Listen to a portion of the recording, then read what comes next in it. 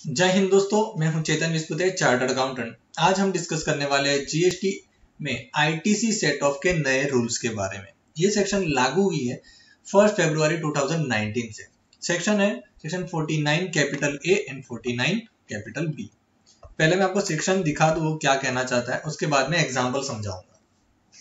तो 49 कैपिटल ए कहता है, अगर आपके पास आईजीएसटी की क्रेडिट है तो पहले आईजीएसटी के सामने पूरा यूटिलाइज कर लो, फिर सीजीएसटी के सामने पूरा यूटिलाइज कर लो, अगर कुछ बचता है तो फिर बाद में एसजीएसटी के सामने यूटिलाइज करना है। इन शॉर्ट, पहले आईजीएसटी को पूरा खत्म कर लो, उसके बाद ही सीजीएसटी और एसजीएसटी का जो भी आपके पास बैलेंस है वो रिस्पेक्टिव हेड में आपको यूटिलाइज करना है। आइए एग्जाम्पल के साथ समझते हैं।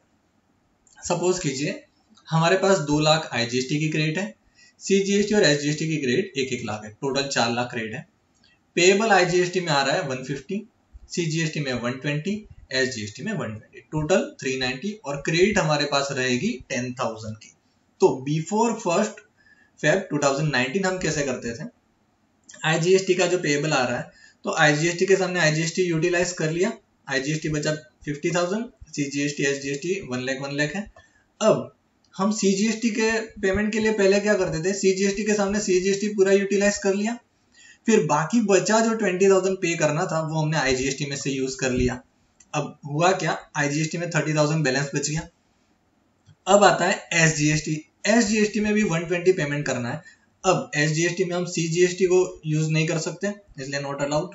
अब एसजीएसटी के पेमेंट के लिए हमें क्या करना है, 1 लाख का जो बैलेंस था वो हमने यहाँ से यूज कर लिया और 20,000 का जो था आईजीएसटी में से यूज कर लेते थे और 10,000 का हमारे पास क्रेडिट बच जाती थी। तो ये हम अब तक करते थे, लेकिन आगे क्या करना है, आगे इस तरह से नहीं करना रहेगा, आगे अलग हो जाएगा। Same to same situation. अब यूटिलाइजेशन कैसे करना है, पहले आईजीएसटी का जो बैलेंस है वो पूरा का पूरा यूज कर लो आईजीएसटी के सामने, बाकी बचा 50,000।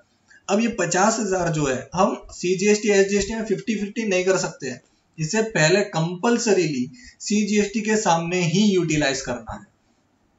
तो सीजीएसटी की हमारी लायबिलिटी कितनी है, 120 में से 50 हमने आईजीएसटी की यूज कर ली, बराबर, और ये बाकी का बचा 70,000 हम इसमें से यूज कर लेंगे, जो 1 लाख रुपया है वहां से यूज कर लेंगे। तो टोटल 1 लाख हमने यूज कर ली, बाकी बचा 30,000, यानी कि 30,000 की हमारे पास क्रेडिट हो गई यहाँ की सीजीएसटी की, क्योंकि 70,000 हमने यूज कर लिया तो 30,000 क्रेडिट हो गई और 50,000 तो आईजीएसटी का था, तो ये हो गई क्रेडिट। अब एसजीएसटी का पेमेंट कैसे करेंगे, क्योंकि एसजीएसटी की है क्रेडिट 1 लाख। अब एसजीएसटी के सामने यूटिलाइजेशन के लिए हमारे पास आईजीएसटी नहीं बचा है, क्योंकि आईजीएसटी यहाँ पे सीजीएसटी के सामने खत्म हो गया है और सीजीएसटी की जो क्रेडिट है वो एसजीएसटी के सामने हमें अलाउड नहीं होती है।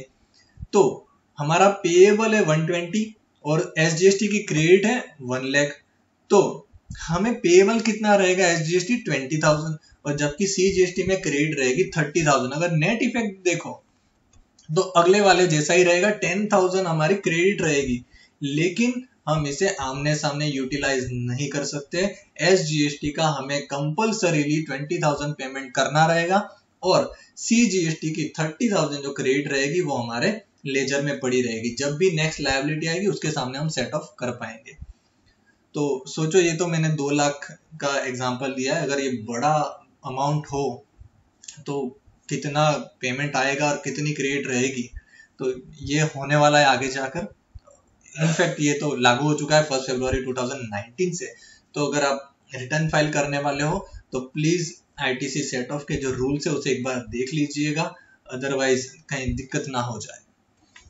तो अगर आपको आज का वीडियो अच्छा लगा है तो प्लीज सबके साथ शेयर कीजिए, लाइक कीजिए। थैंक यू फॉर वॉचिंग दोस्तों। जय हिंद, जय भारत।